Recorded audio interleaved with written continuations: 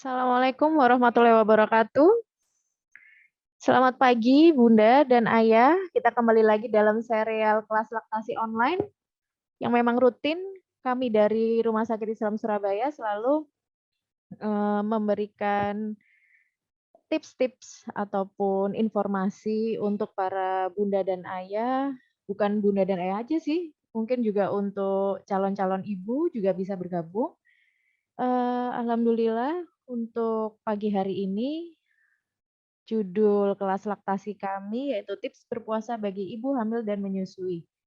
Sebelumnya kita buka dengan bismillahirrohmanirrohim.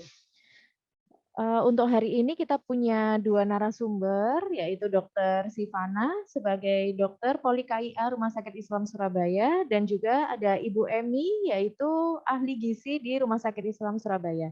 Nanti kalau misalnya Bunda dan Ayah ada pertanyaan, mungkin bisa juga di luar topik ini juga nggak apa-apa. Nanti ini juga kita ada bergabung Dokter Mary, dokter spesialis anak Rumah Sakit Islam Surabaya. Assalamualaikum Dokter Mary, sudah tergabung? Iya, nanti sambil menunggu Dokter Mary juga, kita mulai saja untuk serial kelas laktasi online kita pagi hari ini. Untuk pembicara kita pertama ada Dokter Sivana. Assalamualaikum dokter. Waalaikumsalam, Dokter Dian. Ya, sehat ya dok? Alhamdulillah sehat, Dokter. Alhamdulillah. Ya, jadi untuk pagi hari ini Dokter Sivana dan Bu Emi akan menjelaskan bagaimana sih tips berpuasa bagi ibu hamil dan menyusui. Kita langsung mulai aja ya, Dokter. Nggih. Iya.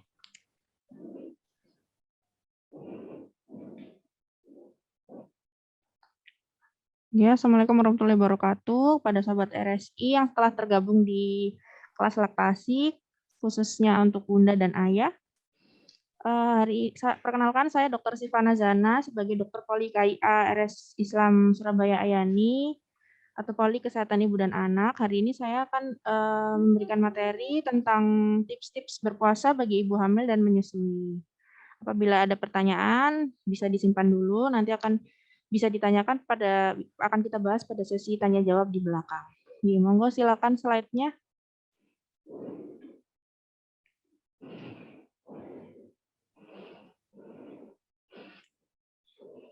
Ya, kita mulai ya, Ibu, Bunda dan Ayah. Next. Slide. Ya, pertama-tama ini kan kita sedang di dalam bulan Ramadan. Memang di bulan Ramadan ini kan seluruh umat muslim di dunia wajib melaksanakan bulan puasa selama 30 hari ya. Namun karena pada dasarnya Islam itu tidak akan memberatkan kepada umatnya, ada beberapa golongan yang diberikan keringanan untuk tidak puasa di bulan Ramadan. Next slide. Seperti diungkapkan di surat Al-Baqarah ayat 185, yaitu diwajibkan bagi orang-orang yang berat menjalankannya jika mereka tidak berpuasa untuk membayar fidyah, yaitu dengan memberi makan seorang miskin. Kemudian didukung dengan hadis riwayat Nasai dan Tirmizi yang mengatakan sesungguhnya Allah telah memaafkan setengah nilai sholat dari para musafir serta memberikan kemurahan bagi wanita hamil dan menyusui. Demi Allah, Rasulullah telah mengatakan keduanya, salah satu atau keduanya.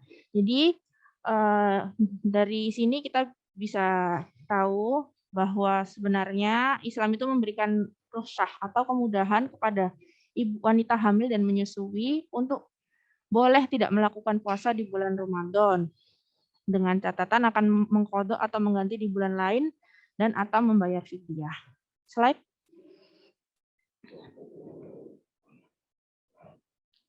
Nah, kalau dari sisi medis sendiri, menurut dokter boleh nggak sih sebenarnya ibu hamil dan menyusui itu berpuasa?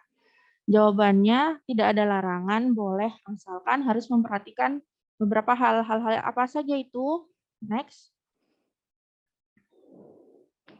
Next slide. Ya, ini beberapa hal yang perlu dipertimbangkan sebelum Bunda memutuskan untuk berpuasa ya. Pertama-tama untuk ibu hamil, yang paling diperhatikan biasanya pada trimester ibu hamil yang usia kandungannya masih muda, hamil muda trimester pertama. Kenapa? Karena pada trimester pertama ini merupakan masa yang paling penting untuk pertumbuhan dan perkembangan janin. Karena di periode ini adalah terjadi organogenesis atau pembentukan janin. Jadi di periode ini nutrisi ibu hamil benar-benar harus diperhatikan. Makanya itu biasanya kan bunda-bunda ini khawatir kalau misalnya puasa nanti cukup nggak sih nutrisinya untuk bayinya. Lalu selain itu, kenapa waktu hamil muda atau trimester pertama itu juga harus diperhatikan benar-benar kalau sebelum memutuskan untuk berpuasa, karena biasanya waktu masih trimester pertama ini masih banyak keluhan ya bunda, masih sering mual muntah, lalu kalau morning sickness, apalagi kalau morning sickness-nya itu parah, muntah-muntah terus, nggak puasa aja biasanya dia bisa dehidrasi, apalagi puasa itu harus dipertimbangkan. Lalu keadaan lain, penyakit yang menyertai, seperti anemia atau ada penyakit lain yang menyertai. Maka dari itu untuk ibu hamil yang akan memutuskan untuk berpuasa sebelumnya harus dilakukan pemeriksaan dulu ke dokter, dikonsultasikan ke dokter kandungan. Akan dievaluasi oleh dokter apakah ibu dan janin ini layak untuk melakukan puasa di bulan Ramadan atau enggak. Berat badannya awalnya sudah cukup atau belum. Lalu seperti tadi ada penyakit penyerta atau enggak. Apabila misalnya memang ibu dan janin dinilai kuat untuk melakukan ibadah puasa, dipersilakan untuk melakukan ibadah puasa. Lalu untuk ibu yang menyusui, apa yang perlu diperhatikan? Yaitu usia bayi. Apakah dia masih di bawah 6 bulan, masih perlu ASI eksklusif atau enggak? Karena untuk ASI eksklusif kan nutrisi bayi ini benar-benar cuma dari ASI saja. Kalau misalnya ibunya merasa tidak kuat atau takut nanti ASInya nggak cukup buat anaknya, itu boleh dipertimbangkan juga sebelum memutuskan untuk berpuasa. Tapi kalau memang kuat, dipersilakan untuk berpuasa. Next. Ya, ini beberapa fakta seputar puasa bagi ibu hamil dan menyusui ya Bunda. Dari penelitian sebenarnya puasa itu tidak akan berdampak pada kesehatan bayi setelah lahir. Sudah dibuktikan di penelitian, diukur dari berat badan bayi lahir dan Apgar score pada ibu hamil yang selama hamilnya berpuasa. Apgar score itu apa? Apgar score itu adalah sistem penilaian yang digunakan oleh dokter dan tenaga medis untuk menilai kesehatan dan kebugaran bayi baru lahir. Ini bagus, tidak ada penurunan kesehatan. Lalu selain itu juga puasa tidak terbukti akan ibunya nanti akan melahirkan bayi dengan IQ yang lebih rendah dibandingkan kalau tidak berpuasa. Insya Allah anaknya bakalan tetap pintar Bunda. Next. Kemudian ini beberapa fakta untuk ibu yang sedang menyusui. Jadi puasa di bulan Ramadan ini tidak akan mempengaruhi kondisi dan komposisi ASI yang dihasilkan. Puasa tidak akan mengubah komposisi karbohidrat, protein, dan lemak. Next. Next. Tapi ada beberapa penelitian yang mengatakan bisa mempengaruhi kandungan zinc, magnesium, dan kalium ini mikronutrien yang dibutuhkan sebenarnya oleh tubuh dibutuhkan dalam jumlah sangat sedikit. Next. Karena pada dasarnya saat berpuasa itu tubuh kita dan tubuh ibu akan beradaptasi, akan mengambil cadangan gizi yang sudah disimpan. Nah, zat-zat mikronutrien tadi ini memang tidak ada simpanannya dari tubuh, memang harus didapatkan dari luar. Gimana mengatasinya? Harus diperhatikan kandungan zat-zat tersebut ini dari menu yang kita pilih saat buka dan sahur. Next. Ya, kita masuk ke tips berpuasa untuk ibu hamil dan menyusui ya. Yang pertama, yang paling penting diperhatikan adalah asupan cairan. Kenapa? Karena memang pada orang puasa itu yang paling sering terjadi masalahnya itu kan lemas, terus pusing, itu karena dehidrasi atau kekurangan cairan. Apalagi untuk ibu hamil dan menyusui, dehidrasi itu sangat bahaya sekali, apalagi untuk ibu hamil. Jadi benar-benar harus diperhatikan konsumsi cairannya. Kebutuhan cairan kita selama 1 hari itu sekitar 1,5 sampai 2 liter, yaitu sekitar 8 gelas per hari. Itu harus kita penuhi di saat buka dan sahur dan waktu diantaranya. Gimana mengakalinya biar bisa minum sebanyak itu? Bisa dibagi, biasanya sebelum makan sahur 1 gelas, setelah makan sahur 1 gelas, kemudian saat berbuka awal 1 gelas, setelah itu 1 gelas, sebelum sholat Isya 1 gelas, 1 gelas lagi, lalu setelah Tarawih nanti 1 gelas. Biasanya kan habis tarawih kan ada kudapan, ya Bunda itu sebelumnya juga dibarengin dengan air lagi. Lalu misalnya sebelum tidur nanti 1 kali lagi. Sudah 8 gelas Bunda, bisa kita sebenarnya mencukupi kebutuhan cairan 8 gelas itu pada saat berpuasa. Dok, tapi kan bosen minum air putih aja. Yang lain apa yang boleh? Selain air putih itu boleh jus, susu, atau yogurt. Next, kalau bisa dihindari Bunda. Next. Itu yang harus dihindari itu kalau bisa dihindari teh dan kopi, karena teh dan kopi itu adalah diuretik yang menyebabkan banyak pipis. Lalu yang kedua yang harus diperhatikan, asupan gizinya harus seimbang. Jadi apalagi untuk ibu hamil dan ibu menyusui supaya produksi ASI-nya bagus, ini asupan gizinya harus seimbang. Jadi nggak boleh makan yang satu jenis aja, harus seimbang karbohidratnya, lemak, protein. Nah, kebutuhan kalori itu biasanya orang normal 2000 sampai 200 kilokalori, untuk ibu menyusui biasanya perlu ditambah sekitar 300 kalori, jadi 250 kalori. Itu komposisinya biasanya 50% karbohidrat. Karbohidrat itu dari nasi, roti, lalu protein dari lauk pauk, sayur-sayuran, dan 10%, 20% lemak bisa didapatkan dari susu atau kudapan lainnya. Selain itu, bisa ditambahkan suplemen atau vitamin yang akan, kalau misalnya merasa kurang cukup, dipenuhi lewat suplemen vitamin dari luar juga bisa, atau suplemen dan vitamin itu sebenarnya ada juga di bahan-bahan makanan. Biasanya asam folat, zat besi, dan kalium itu bisa didapatkan dari kacang-kacangan, zat besi dari sayuran, kemudian kalsium dari susu dan ikan. Next. Nah, lalu yang ketiga ini untuk perhatikan asupan protein. Jadi proteinnya bisa ditambah Bunda. Kenapa? Karena makanan yang mengandung banyak protein itu dibandingkan dengan yang lain, menahan kenyangnya itu lebih lama, jadi tidak mudah lapar. Ini bisa diakalin kalau sahur dan buka lauknya lebih banyak, atau kudapannya saat antara sholat tarawih dan sahur itu sebelum tidur bisa diperbanyak proteinnya. Protein ini dari mana sih? Dari protein kedelai, kacang-kacangan, ikan, daging, dan telur. Selain itu kan protein ini juga bagus untuk pertumbuhan bayi. Next. Lalu yang setelah itu ya disesuaikan menu buka dan sahur. Jadi untuk sahur, Bunda pilih makanan yang banyak mengandung karbohidrat kompleks. Karbohidrat kompleks ini contohnya dari mana? Contohnya dari beras, lalu oat. Itu kenapa harus dipilih karbohidrat kompleks? Karena dia dipecah menjadi energi itu lebih lama.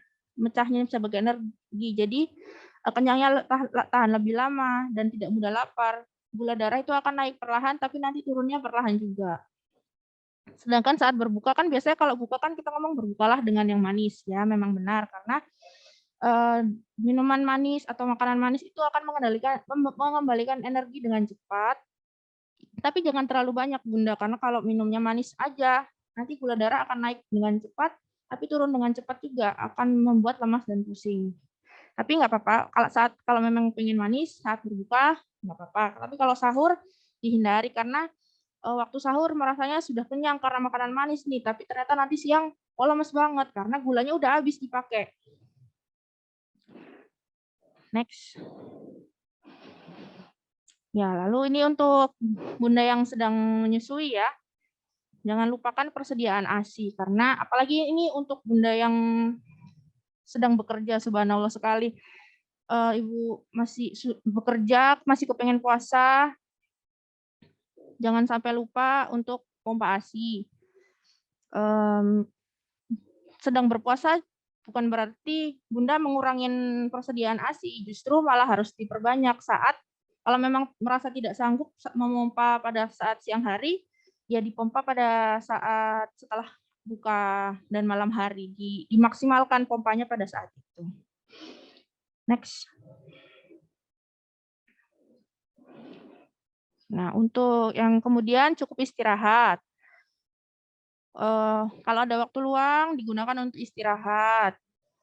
Disarankan kalau bisa tidur siang 30 sampai 1 jam. Lalu untuk malam hari ini kalau bisa 8 jam tidurnya supaya tubuh tetap fit saat berpuasa. Lalu kurangin aktivitas fisik yang terlalu berat. Karena waktu sedang tidak puasa aja, apalagi untuk ibu hamil kan capek ya Bunda. Kurangin pekerjaan rumah tangga yang terlalu berat. Next. Yang paling penting untuk ibu hamil dan menyusui ini, karena yang kita tanggung kan bukan diri kita sendiri ya Bunda, anaknya juga. Jadi jangan sampai malas makan yang penting. Karena biasanya kan kita sahur nih malas bangun. Nanti makan dikit aja deh. Itu kita apabila kita sudah menjadi ibu harus memikirkan anak kita, nggak boleh kayak gitu. Jadi harus dipaksakan makanan nutrisinya harus dicukupin. Lalu ini untuk tanda peringatan, ini khususnya untuk ibu yang sedang hamil, pertimbangkan untuk menghentikan puasa apabila merasa lemas, pusing, sakit kepala, atau disertai demam. Ini tandanya tidak cukup oksigen, suplai oksigen ke otak. Bisa karena dehidrasi atau bisa karena gula darah terlalu rendah. Itu enggak apa-apa Bunda dihentikan puasanya daripada membahayakan ibu dan janin. Bisa dikasih air, lalu dicoba makanan karbohidrat yang ringan-ringan, nanti istirahat. Kalau misalnya lagi pusing, sakit kepala banget, istirahat 30 menit, tidak membaik, segera ke fasilitas kesehatan. Lalu kemudian untuk misalnya, ini belum waktunya HPL masih jauh, ternyata terus kok rasa kontraksi rahim waktu lagi puasa, itu bisa disebabkan karena dehidrasi. Maka itu tadi saya tekankan dehidrasi adalah yang paling berbahaya untuk ibu hamil yang memutuskan untuk berpuasa. Jadi kalau misalnya ada tanda kontraksi dini, ibu segera batalkan puasa, lalu periksa ke dokter. Mengalami mual muntah bisa bikin dehidrasi juga. Lalu ada perubahan nyata pada gerakan bayi, itu maksudnya gimana? Biasanya udah gerak banyak, tapi kok gerakannya menurun, atau biasanya belum waktunya gerak kok terlalu aktif, itu bisa karena dehidrasi juga. Lalu ini untuk misalnya ibu hamil sudah puasa selama beberapa minggu, 1 minggu atau 2 minggu, kok kenaikan berat badannya tidak cukup sesuai target pertumbuhan janin, itu juga perlu dikonsultasikan lagi dengan dokter kandungan, apakah boleh diteruskan atau enggak puasanya, apakah berbahaya apa enggak untuk janinnya. Lalu yang terakhir ini tanda-tanda dehidrasi, merasa sangat haus, terus jarang buang air kecil, terus waktu buang air kecil warnanya pekat, gelap, dan baunya tajam, itu juga tanda-tanda dehidrasi berat, segera batalkan puasa. Next. Yes, gitu dulu dari saya. Untuk detail tentang gizi nanti akan dijelaskan lebih detail oleh Bu Emi, ahli gizi kita. Terima kasih, saya kembalikan kepada Dokter Dian. Ya, alhamdulillah. Terima kasih ya dokter untuk penjelasannya. Mungkin kita langsung lanjut aja ya untuk narasumber kita yang kedua, biar mungkin bunda-bunda juga sudah pengen bertanya ya. Nanti kalau misalnya mau bertanya bisa langsung ditulis aja di kolom chat kita. Nanti kita bacakan satu persatu. Ya, mari Bu Emi bisa langsung dimulai saja. Ya, baik, terima kasih. Bismillahirrahmanirrahim. Assalamualaikum warahmatullahi wabarakatuh. Selamat pagi untuk ayah bunda yang mengikuti acara hari ini. Langsung saja kita mulai.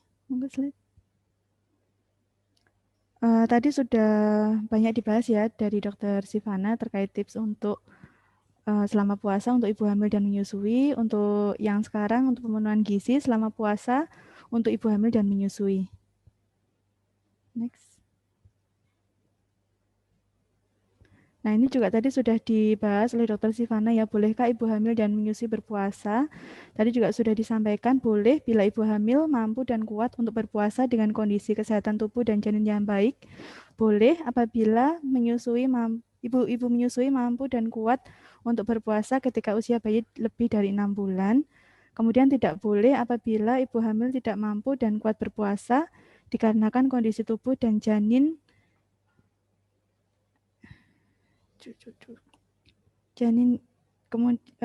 tidak boleh juga bila ibu masih menyusui ASI secara eksklusif. Next. Nah, untuk tujuan pemenuhan gizinya untuk selama puasa, mencapai status gizi yang optimal, Kemudian memenuhi kebutuhan gizi selama puasa, tetap bisa melaksanakan aktivitas sehari-hari. Jadi untuk kebutuhan gizinya juga harus bisa mencukupi untuk kebutuhan aktivitas sehari-hari. Kemudian untuk yang ibu menyusui juga memenuhi kebutuhan gizi selama menyusui, kemudian tetap bisa melaksanakan aktivitas sehari-hari. Next. Nah, ini untuk prinsip pemenuhan gizi selama puasa. Untuk energi bertambah sesuai usia kehamilan ya. Nanti usia kehamilannya ada trimester pertama, kedua, dan ketiga. Untuk karbohidratnya 50-60% dari total kalori. Kemudian untuk jumlah protein 15-20% dari total kalori. Kemudian untuk lemak 20-25% dari total kalori. Kemudian untuk vitamin dan mineral juga cukup, serat cukup. Untuk sahur, makanan dengan komposisi karbohidrat kompleks. Kemudian untuk saat buka, makanan dengan komposisi yang karbohidrat sederhana. Next. Nah, ini untuk angka kecukupan gizinya ya. Untuk kebutuhan energi di wanita dewasa tidak hamil ini kurang lebih 2000 kalori. Tetapi apabila kondisi ibu hamil, dia ada di triwulan 1, kedua, ketiga ini berbeda. Triwulan pertama ini yang dimaksud adalah 3 bulan pertama, jadi untuk energi bertambah 180 kalori. Kemudian untuk triwulan kedua, 6 bulan kedua bertambah 300 kalori. Untuk triwulan ketiga juga bertambah 300 kalori, ini menginjak usia 7, 8, sampai 9 bulan. Kemudian setelah menyusui pun juga akan bertambah. Di 6 bulan pertama selama masih menyusui ASI eksklusif, kenaikan energinya bertambah 500 kalori. Kemudian untuk 6 bulan kedua setelah ASI eksklusif dan MPASI ini ada 550 kalori. Untuk proteinnya juga sama ya, seperti yang tertera di sini, kenaikannya 17 gram per triwulan. Kemudian kalsium juga ada penambahan, zat besi, asam folat juga ada penambahan. Next. Kemudian untuk yang lain ada vitamin A, vitamin B1, vitamin B2, dan vitamin B6, vitamin C ini juga kenaikan. Next. Nah, ini untuk detailnya. Tadi kan Dr. Sivana udah menggambarkan. Nah, ini untuk detailnya. Di karbohidrat ini adalah sebagai sumber energi. Jadi mengkonsumsi cukup karbohidrat kompleks dapat mencegah sembelit. Kadang kan untuk ibu hamil juga mengalami sembelit. Nah, ini juga bisa dibantu dari karbohidratnya pilih yang kompleks. Kemudian ini contohnya adalah seperti nasi, kemudian roti, mie, kentang, serealia. Serealia ini seperti oatmeal. Kemudian next. Untuk proteinnya, kebutuhan protein tadi juga bertambah ya. Jadi untuk proses pertumbuhan dan perkembangan janin sangat bagus. Kemudian pembentukan plasenta dan cairan amnion dan pertumbuhan maternal. Ini contohnya adalah ayam, kemudian ikan, daging sapi, telur, tahu tempe, dan kacang-kacangan. Next. Untuk asupan kalsium, ini banyak di produk susu, ikan, tahu, dan brokoli, serta kacang-kacangan yang bentuknya utuh, yaitu lebih bagus. Karena ini fungsinya dalam pertumbuhan dan perkembangan gigi dan tulang janin. Bila kalsiumnya tercukupi, ibu hamil dapat terhindar dari penyakit osteoporosis.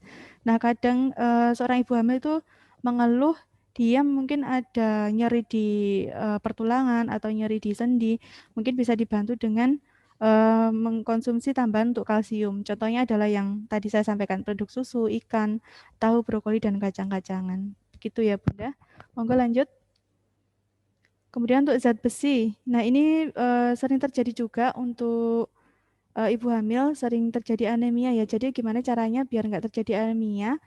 Ini konsumsinya seperti hati, kemudian daging sapi, daging ayam, kacang-kacangan, dan bayam. Ini sumber untuk Fe. Jadi tinggi makanan di situ. Berfungsinya di dalam pembentukan darah, terutama pembentuk sel darah merah hemoglobin. Zat besi ini diperlukan pada saat kehamilan memasuki usia 20 minggu. Next. Nah, tadi juga sempat dibahas ya sama Dr. Sivana untuk asam folat. Ini sumbernya banyak di sayuran hijau. Jadi segala macam sayuran hijau ini insya Allah tinggi untuk asam folatnya. Tetapi yang paling tinggi ada di bayam, kemudian di biji-bijian. Selain itu ada di hati, limpa, telur, kemudian susu, buah, dan beras.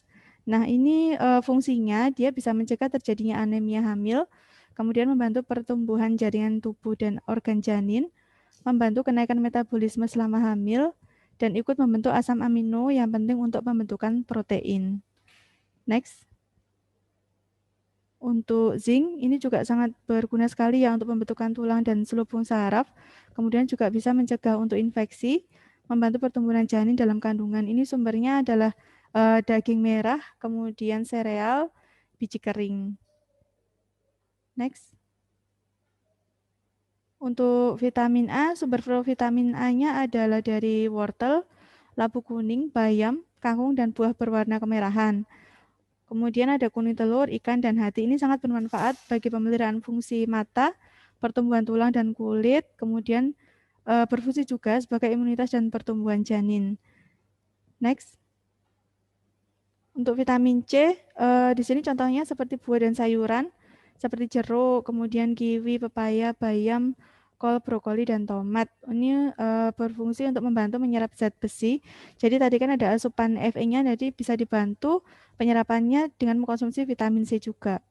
Kemudian menjaga kesehatan gusi dan gigi, melindungi jaringan dari organ tubuh dari berbagai macam kerusakan, memberikan otak berupa sinyal kimia yang terjadi karena vitamin C banyak mengandung antioksidan. Jadi sangat bagus untuk ibu hamil dan menyusui. Next. Untuk vitamin D, ini membantu menyerap kalsium. Tadi juga sudah ada yang untuk asupan kalsiumnya apa saja. Nah, ini komposisi kalsium ini membantu menyerap kalsium dari vitamin D, sehingga sangat bermanfaat dalam pembentukan dan pertumbuhan tulang bayi. Ini contohnya susu, kemudian kuning telur, hati, dan ikan. Next. Nah, ini untuk makanan yang harus dihindari. Hindari makan buah-buahan yang banyak mengandung alkohol seperti durian. Contoh lain juga bisa yang menimbulkan banyak gas, jadi seperti nangka itu mungkin juga harus bisa dikurangi. Kemudian hindari makanan fast food atau makanan cepat. Nah, untuk kondisi puasa itu kan biasanya kita sering beli yang fast food ya, ini mungkin nanti harus dihindari untuk ibu hamil dan menyusui. Kemudian hindari minuman bersoda atau soft drink. Kalau ini saya rasa para bunda semua sudah paham ya, karena pasti tahu itu nggak bagus untuk janinnya.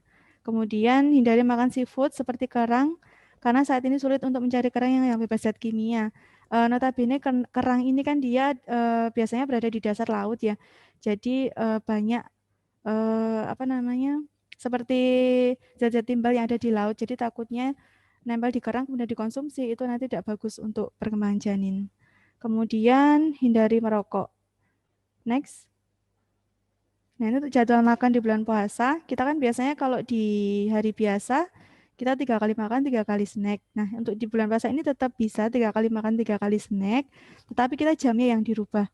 Kalau makan pagi kan kita di hari biasa, selama tidak puasa kan pagi, siang, sore. Nah, ini untuk selama puasa kita bisa rubah untuk jamnya. Jadi pada saat buka puasa itu makan takjil dulu, kemudian setelah sholat maghrib, makan utama yang pertama. Nah, untuk setelah tarawih biasanya kan udah mungkin lapar lagi, ini bisa makan utama yang kedua. Sebelum tidur bisa makan snack lagi, tapi mungkin yang ringan ya, karena kan sebelum tidur. Kemudian untuk sahurnya ini adalah makan utama yang ketiga. Sebelum imsak ada makan snack yang ketiga. Next. Nah, ini untuk pembagiannya. Jadi untuk yang takjil tadi kisarannya 10%, kemudian makan utama 20%, makan kedua 20% dari total kalori. Kemudian untuk snacknya 10% yang di malam hari, 30% ini yang paling banyak ya, karena pada saat sahur itu kan menjadi sumber utama saat kita puasa. Jadi ini 30%, kemudian snacknya 10%. Next. Nah, ini ada contoh menu sehari. Tadi kan kita untuk dalam satu hari kalau wanita biasa itu kan 2000 kalori. Nah, ini saya contohkan dia dengan kondisi normal yang sebelumnya normal ditambah 300 kalori untuk trimester kedua. Nah, ini contohnya pada jam 18.22 atau jam setengah 4. Ini ada bahan makanannya kue kurang lebih 70 gram, kemudian buah bisa 250 gram, atau ini yang di bawah susu ya, maksudnya 200 ml ini mungkin bisa minum susu. Kemudian contohnya seperti kue sus buah, atau susu ibu hamil atau susu ibu menyusui. Kalau misalnya ada yang tidak suka susu, mungkin bisa diganti seperti yang susu delek atau minuman yang lain, jus buah juga boleh. Kemudian untuk makan utama yang pertama atau yang kedua, Ini komposisinya ada karbonya, ada nasi, lauk hewani, nabati, sayuran, dan minyak. Minyak ini biasanya untuk yang proses menggoreng atau menumis ya, karena tetap dibutuhkan lemak juga. Nah, ini contohnya seperti nasi, ayam, bumbu rujak, tahu isi, kacang panjang. Begitu juga yang makan utama yang ketiga juga hampir sama. Next. Ini untuk 2.500 kalori, ini juga sama. Cuma untuk penambahan komposisi daging, lauk hewaninya lebih bertambah. Ini 2.500 kalori untuk menyusui ya, karena si bayi ini kan bergantung dengan ibunya. Jadi ibunya juga konsumsinya harus banyak sehingga ASINya juga tetap lancar. Ini komposisinya yang lebih banyak adalah di komposisi nasi sama lauk hewani. Next. Tadi juga sudah disampaikan ya untuk tips puasanya, asupan menu dengan gizi seimbang, batasi gula, kemudian batasi garam, lemak cukup. Kemudian perbanyak konsumsi cairan, mulai dari berbuka hingga sahur. Minum segelas susu setiap sahur bisa mengurangi ancaman anemia bagi ibu hamil dan menyusui. Kemudian berbuka puasa dengan minum minuman hangat akan terangsang kelancaran ASI. Kemudian untuk bagi ibu yang bekerja tetap memerah ASI. Kemudian istirahat yang cukup. Next. Nah, tadi sudah disampaikan juga ya untuk minum tadi ya. Aslinya kalau untuk minum ini yang di standar adalah 8 gelas untuk per orang. Kalau misalnya ibu hamil ini mungkin bisa sampai 10 gelas masih bisa masuk ya. Jadi untuk setelah salat maghrib itu kan ada makan utama ini mungkin bisa setelah ini bisa 2 gelas. Next. Nah, ini untuk kesimpulannya, ibu hamil boleh berpuasa bila ibu hamil mampu dan kuat untuk berpuasa dengan kondisi kesehatan tubuh dan janin yang baik. Ibu menyusui juga boleh berpuasa bila ibu menyusui dan mampu dan kuat untuk berpuasa ketika usia bayi lebih dari 6 bulan. Zat gizi yang penting tadi sudah saya sampaikan di sini seperti karbohidrat, protein, kemudian lemak, kalsium, zat besi, asam folat, serta vitamin. Next. Mungkin sekian informasi dari saya. Saya kembalikan ke Dr. Dian. Assalamualaikum warahmatullahi wabarakatuh. Waalaikumsalam warahmatullahi wabarakatuh. Alhamdulillah, terima kasih untuk dua narasumber kita pagi hari ini. Cukup menarik juga ya Bunda, Ayah. Ternyata untuk asupan gizi ibu hamil dan ibu menyusui itu ternyata sedikit berbeda dengan ibu-ibu yang mungkin tidak dalam keadaan hamil dan menyusui. Dan kalau biasanya sih kalau orang Indonesia kalau sahur kan biasanya lebih gampang teh kali ya. Cuman ternyata teh sendiri itu malah kurang bagus dikonsumsi apabila pada sahur. Kemudian di sini untuk Dokter Sivana barangkali kalau misalnya untuk ibu hamil dan menyusui kadang kan kita mengonsumsi vitamin. Itu apakah bagaimana ya Dok untuk minum vitaminnya itu tetap dianjurkan diperbolehkan atau mungkin ada cara lain? Ingin ya Dokter Dian. Jadi kalau untuk mau tambahan konsumsi vitamin dan multivitamin dari luar tuh kalau misalnya dirasa takut dari makanannya nggak cukup, itu boleh. Tapi harus dipastikan bahwa suplemen itu aman dikonsumsi untuk ibu hamil dan menyusui.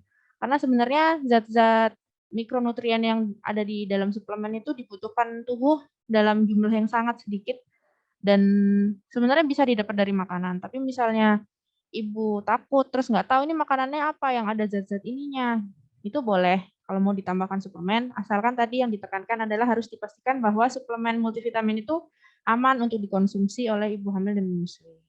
Ya, seperti itu. Oke. Ada pertanyaan ini Bunda. Pertanyaan untuk Dokter Sivana, dokter bagaimana ya durasi untuk kita yang biasanya memompa? Kalau misalnya untuk berpuasa itu bagi ibu menyusui itu apakah tetap misalnya setiap 2 jam sekali itu tetap harus mompa atau gimana? Padahal setiap pompaannya itu airnya jumlah ASI-nya yang dikeluarkan otomatis berkurang daripada sebelum puasa. Ya. Jadi sebenarnya kalau dari penelitian yang sudah dilakukan, sebenarnya kalau misalnya asupan nutrisi dan cairan itu bisa dipenuhi pada saat periode kita boleh makan saat puasa, yaitu ya di antara buka sahur dan di antara buka dan sahur itu sebenarnya tidak berpengaruh pada konsumsi ASI. Tapi kalau misalnya memang dirasa kok rasanya ASI-nya jadi lebih dikit, itu tetap mungkin bisa tetap disesuaikan dengan biasanya kebutuhan anaknya. Biasanya kan ASI setiap berapa jam tetap dipompas gitu, tapi dikeluarkan sebisanya aja. Karena kembali lagi seperti yang pertama tadi, kalau misalnya dirasa tidak sanggup, Islam itu memperbolehkan untuk tidak berpuasa. Jadi kalau misalnya sudah dicoba puasa, terus ternyata kok ASI-nya sedikit, nggak cukup buat anaknya, itu bisa dikonsultasikan dengan dokter apakah boleh puasa atau enggak. Tapi kalau untuk durasi pompanya sama aja dengan yang sebelum puasa, karena itu kan kebutuhan anaknya kan memang segitu. Kalau misalnya tidak tercukupin segitu, berarti boleh tidak berpuasa dulu. Oke, baik. Ini ada pertanyaan lagi. Mungkin ini untuk Bu Emi ya.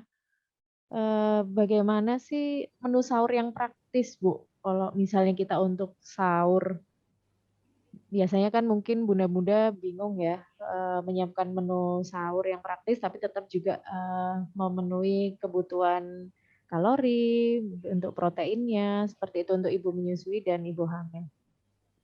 Mungkin untuk yang menu praktis ini bisa jadi satu, misalnya kan harus ada komposisi sayur, kemudian lauk hewani nabati ya.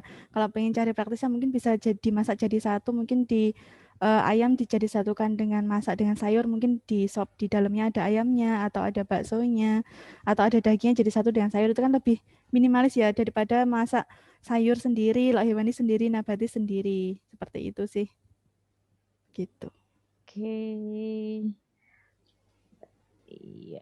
Ini ada pertanyaan lagi. Jadi, pemenuhan untuk ibu menyusui itu 2.500 kalori, apakah memang patokannya sekian, 2.500 kalori atau, bisa misalnya tidak sampai 2.500 kalori bagaimana? Oke, baik dok. Jadi aslinya untuk perhitungan kalori per orang itu kan beda-beda ya. Dulunya aslinya emang ada yang kurus atau sudah ada yang gemuk. Nah itu 2.000 kalori tadi adalah yang kalori standar. Nah kalau misalnya ibu hamil ini dengan berat badannya per orang itu kan berbeda. Nanti kalau bisa ke klinik kami biasanya kita menghitungkan dulu kebutuhan dia itu dalam satu hari berapa sesuai dengan berat badannya. Baru kemudian ada tambahan untuk kalorinya itu tadi. Yang saya sampaikan tadi di sini adalah global ya, karena kan kebutuhan per orang berbeda tadi. Begitu dokter. Oke, baik. Ini juga ada pertanyaan. Untuk praktisnya apakah boleh masakan dimasukkan ke freezer? Dan kalau boleh berapa lama? Kalau penyimpanan mungkin lebih baik amannya aslinya langsung masak ya. Tetapi kalau untuk menjaga keamanannya mungkin di freezernya di sore ke pagi aja cukup. Jangan terlalu berhari-hari, nanti malah tidak aman untuk ke makanannya. Begitu ya. Mungkin rasanya juga berbeda ya kalau sudah berhari-hari. Mungkin dari malam ke pagi saja cukup. Tidak apa-apa, masih bisa dibolehkan. Iya, biasanya kan kadang ada ya Bu, misalnya kita kayak nugget atau yang gampang-gampang itu, kayak gitu tuh boleh nggak sih sebenarnya Bu Emi, kalau untuk nugget gitu? Kalau untuk nugget ini aslinya kayak yang paling aman bisa seperti produk sendiri ya. Tetapi kalau misalnya harus membeli dari produk luar, biasanya di situ nanti ada keterangannya, bisa disimpan di berapa lama, bisa di suhu berapa. Nah itu memang bisa disimpan di freezer sesuai petunjuknya yang ada di, kan masing-masing makanan itu di kemasannya berbeda-beda. Nanti bisa dibaca di setiap kemasannya itu. Kalau kurang lebih setelah dibuka dari kemasan itu maksimal 2 minggu. Kalau misalnya lebih dari 2 minggu, pas pada waktu mau dikonsumsi, coba dicek dulu. Begitu masih bisa dimakan kah atau tidak. Begitu Oke, dokter. baik. Terus Oke. bagaimana ya Bu Emi kalau misalnya kadang kita malas masak ya, kita kan lebih milih untuk abon aja atau serundeng aja, kalau kayak gitu gimana? Kalau ini benar-benar yang sangat simpel ya. Iya. Kalau untuk abon. Mungkin jangan terlalu sering begitu ya, jangan setiap hari pakai abon juga. Nanti kan untuk keanekaragaman makanan juga kurang bervariasi. Karena kan tubuh juga memerlukan banyak dari makanan yang lain, jadi harus bervariasi. Mungkin kalau pas kepepet, mungkin pas jamnya mepet terus ternyata belum sempat masak, nah baru boleh. Tapi kalau masih ada waktu untuk masak ya sebaiknya masak saja. Begitu. Oke, terima kasih. Jadi gitu ya Bunda-Bunda. Jadi walaupun misalnya kita sibuk atau kita males bangun waktu sahur, ternyata makanan fast food itu bahkan yang seperti abon, siap saji, serundeng, nugget itu juga tidak terlalu baik juga gizinya karena kurang memenuhi standar gizi untuk ibu hamil dan menyusui. Oke, ini ada pertanyaan dari ayah ya. Izin bertanya, mungkin ini untuk Dokter Sivana kayaknya. Ini izin bertanya, apakah ada penjelasan medis bila ibu yang menyusui berpuasa tidak mempengaruhi ASI? Namun ketika kita berpuasa, bayi kebanyakan awal-awal puasa bisa diare ataupun panas. Itu bagaimana ya dokter? Ya, untuk pertanyaan ini, jadi kalau misal memang ada banyak keluhan seperti itu ya Bunda dan Ayah. Kenapa kok biasanya kalau awal-awal puasa kok anaknya diare? Sebenarnya kalau misalnya menurut penelitian itu tidak ada belum ada penelitian tentang hal ini. Tapi kalau misalnya ditinjau dari medis, sebenarnya diare itu belum tentu dari ASI-nya. Bisa jadi diare itu kan sumbernya banyak, bisa dari luar, dari higienitas juga bisa. Karena seharusnya kalau menurut teori ASI itu merupakan yang paling makanan yang lebih higienis kalau dibandingkan dengan susu formula kan. Terus kenapa kalau waktu puasa kok anaknya diare? Kemungkinan makanan atau asupan makanan yang dikonsumsi ibu ini bisa tercermin di ASI-nya yang dikonsumsi oleh si bayi. Apa harus diperhatikan makanan-makanan apa yang berubah saat puasa? Kok anaknya jadi diare? Kemungkinan bisa dari kafein, Bunda dan Ayah. Kafein itu bisa dari kafein atau makanan-makanan yang menyebabkan gas seperti kubis, lalu umbi-umbian. Menyebabkan gas ini bisa tertransfer ke si bayi. Kafein ini apa yang harus dihindari? Kopi dan teh. Karena memang kalau lagi puasa suka minum teh itu harus diperhatikan konsumsinya jangan terlalu banyak karena ada kemungkinan bisa menyebabkan diare untuk anak. Tapi ada kemungkinan juga diare itu bukan dari ibu, bukan dari konsumsi juga bisa. Jadi kalau misalnya memang anak diare kan anaknya ada apalagi sudah sampai panas ini anaknya ada risiko dehidrasi sebaiknya dibatalkan dulu puasanya ditambah asupan cairannya supaya asinya cukup. Jangan sampai anaknya jatuh keadaan dehidrasi, lalu dikonsultasikan lagi ke dokter anak. Seperti itu. Oke, baik. Ini ada pertanyaan lagi untuk Dokter Sivana. Dokter, apakah di bulan puasa ini untuk untuk bunda-bunda yang sedang promil, ini apakah ada persiapan khusus, Bu? Mungkin ini, Dok, untuk yang masih program hamil.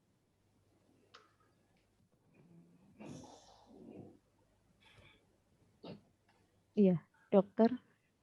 Oke. Untuk program hamil sebenarnya nggak ada persiapan khusus. Sama perlakuannya ya harus memperhatikan nutrisi asupan aja yang dibutuhkan. Sama seperti bisa diperlakukan sama dengan ibu yang sedang hamil atau menyusui ya. Jadi kalorinya boleh ditambah supaya istilahnya kan kalau sedang promil kan nggak boleh sakit ya. Kalau orang biasa lagi nggak promil mau puasa terus ngurang-ngurangin makan, biasanya kan sekalian diet. Gitu. Kalau ibu promil dijaga aja nutrisinya, nggak ada yang khusus sebenarnya kalau nggak ada tambahan-tambahan makanan yang harus dikonsumsi, nggak ada. Asalkan nggak boleh ngurangin nggak boleh sampai kurang aja nutrisinya saat puasa. Baik. Ini juga ada pertanyaan. apakah ibu menyusui dengan bayi yang di bawah 6 bulan tidak diperbolehkan untuk berpuasa? Lalu bagaimana tipsnya untuk ibu menyusui yang ingin berpuasa, yang bayinya di bawah 6 bulan? Mungkin Bu Emi dulu kali ya. Oke, baik dokter. Tadi sudah disampaikan ya, di slide tadi ya untuk ibu menyusui boleh atau tidak. Jadi memang untuk kemampuan setiap ibu menyusui itu kan berbeda-beda ya. Ada yang bisa, ada yang tidak. Nah, untuk yang bisa ini dia yang merasa kuat dan mampu bisa menjalankan puasa, tetapi tetap bisa full ASI dengan konsumsi makanan yang sesuai yang saya sampaikan tadi. Jadi cukup untuk energinya, cukup untuk proteinnya, cukup untuk lemaknya, itu cukup untuk aktivitas sehari-hari. Kemudian setelah pumping ASI itu dia tidak merasa pusing atau tidak merasa lapar yang berlebihan, karena biasanya kalau rasa lapar itu memang setelah memompa ya, karena saya juga mengalami ya dulu, setelah memompa itu biasanya langsung makan biasanya.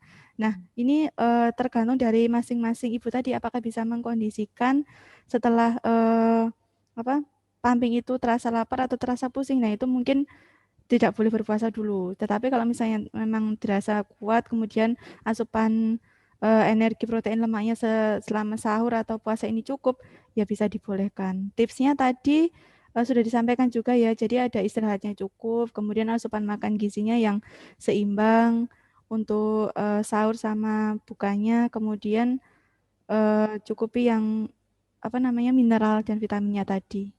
Mungkin itu sih dokter. Baik. Kemudian ini ada pertanyaan, bagaimana kalau mengonsumsi jus kurma Bu Emi yang sekarang ini ternyata lagi ngehits? Ya, saya juga pernah merasakan ini untuk jus susu sama kurma. Kadang susu kurma ini juga menjadi sugesti dokter. Jadi kadang bisa sugesti kalau kita yakin ini bisa memperlancar ASI kita, kita juga bisa akan lancar. Nah, manfaat kurma sendiri ini bisa meningkatkan energi dan aktivitas di dalam tubuh ya. Jadi di sistem pembuluh darah itu liver, sistem darah, dan usus. Kurma ini juga bisa memberikan nutrisi seperti zat besi, fosfor, zinc, vitamin A, D, C tadi seperti yang saya sampaikan juga terdapat di kurma. Jadi apabila si kurma ini dicampur dengan susu, kemudian dibuat seperti jus, ini akan menghasilkan kandungan serat yang penting di dalam kurma ini juga ada kandungan seratnya. Jadi bisa membuat saluran cernanya lebih sehat, kemudian juga bisa eh, memperlama untuk lapar. Jadi kan serat itu kan bisa memperlama untuk laparnya. Kemudian kurma juga bisa membantu menguatkan tulang, melindungi dari kerapuan dan mendukung pertumbuhan tulang. Begitu, dokter? Oke. Iya, terima kasih. Ini tadi pertanyaannya dari Bunda Fauzia Fitri. Kemudian, ini ternyata Bunda Fauzia Fitri juga tadi menyambung tips juga untuk ibu yang memerah ya, yang mungkin tadi pertanyaan awal. Jadi mungkin yang biasanya 2-3 jam itu bisa durasinya diperpanjang menjadi 4-5 jam sekali. Karena terasa banget langsung perih dan lapar. Ya memang kalau misalnya ibu menyusui itu setelah disusuin pasti akan langsung terasa lapar ya Bunda. Oke, baik. Barangkali Dokter Mary sudah tersambung dengan Zoom kami. Oke. Assalamualaikum dokter. Ya, Waalaikumsalam warahmatullahi wabarakatuh. Ya, sehat ya dok? Alhamdulillah, Rabbil Alamin. Ya, jadi Dokter Mary ini adalah dokter spesialis anak di Rumah Sakit Islam Surabaya dan juga sebagai konselor ASI di Rumah Sakit Islam Surabaya. Dokter, ini alhamdulillah sudah banyak pertanyaan dokter. Mungkin barangkali dari Dokter Mary ada tambahan mungkin dok untuk tips berpuasa bagi ibu hamil dan menyusui. Oke. Terima kasih Dokter Dian atas kesempatannya. Jadi Bunda-bunda, diskusi kita kali ini saya melihat cukup seru, aktif, dan mudah-mudahan bermanfaat buat kesiapan kita dalam menyusui. Boleh sebentar ya, saya satu detik.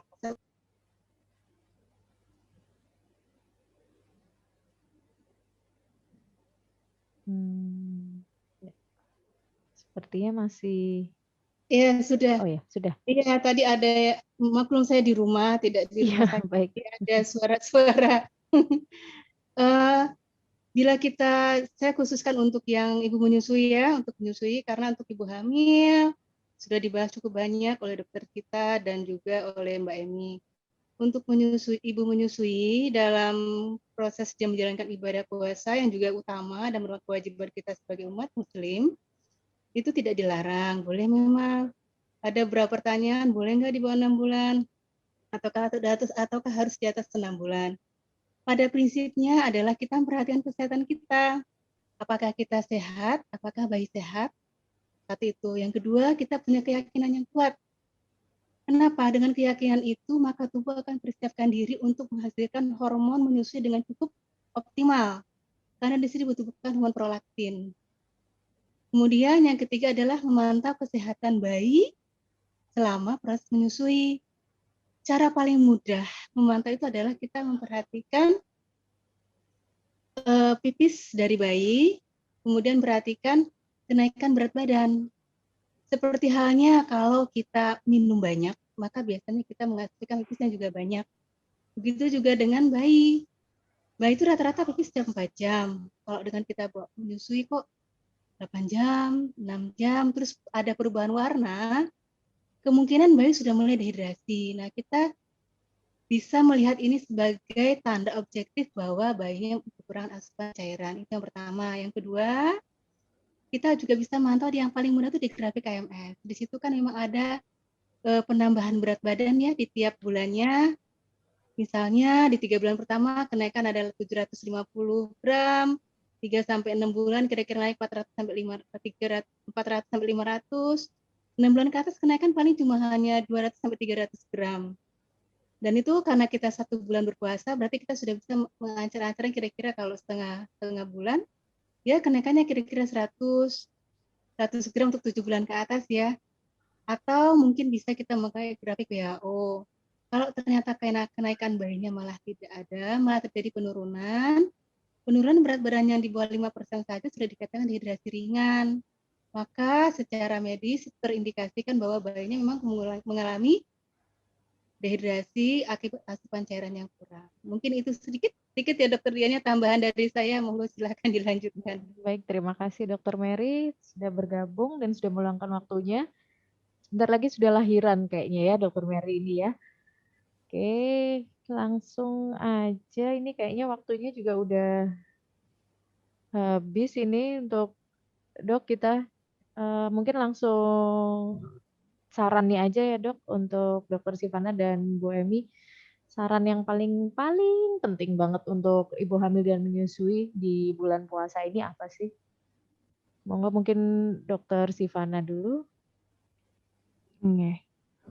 Untuk dari saya, untuk ibu hamil dan menyusui yang memutuskan untuk berpuasa di bulan Ramadan ini, seperti tadi dikatakan oleh Dr. Mary, yang penting adalah yakin kalau kita mampu menjalankan. Kalau misalnya tidak yakin, akan berpengaruh ke hormon, akan berpengaruh ke produksi ASI, dan selain harus dari diri kita sendiri, tadi saya sudah katakan jangan sampai malas makan. Kita nggak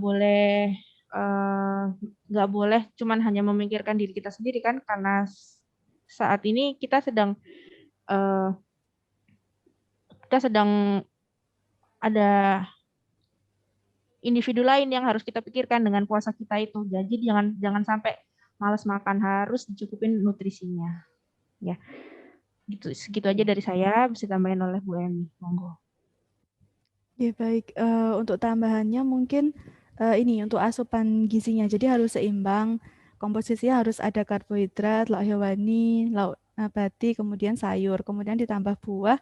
Terus kemudian apabila menginginkan susu juga boleh ditambah susu. Kemudian biasanya bisa menambah kalori kalau pas males makan, mungkin bisa semacam kayak bubur kacang hijau, semacam itu juga dibolehkan, atau kue-kue kecil seperti itu juga dibolehkan. Kemudian poin utamanya juga untuk konsumsi gulanya juga jangan terlalu banyak. Jadi batasi gula, batasi garam, batasi lemak. Oke, Gitu baik. aja sih dokter. Ya. Terima kasih untuk para narasumber kita. Terima kasih untuk Dokter Sivana, untuk Bu Emi, dan juga untuk Dokter Mary yang lagi di rumah ya Dok. Makanya tadi nggak sempat tidak memakai masker. Begitu karena Dokter Mary sedang di rumah. Oke, baik, mungkin